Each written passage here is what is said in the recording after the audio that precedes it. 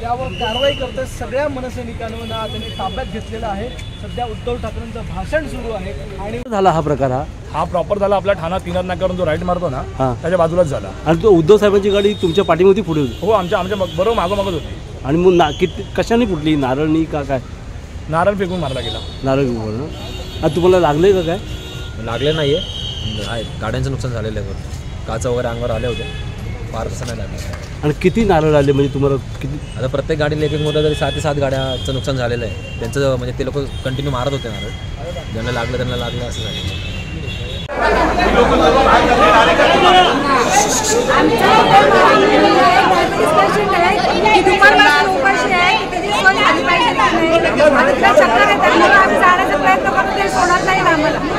तुम्ही शिवसैनिक आहात का सोडत नाही?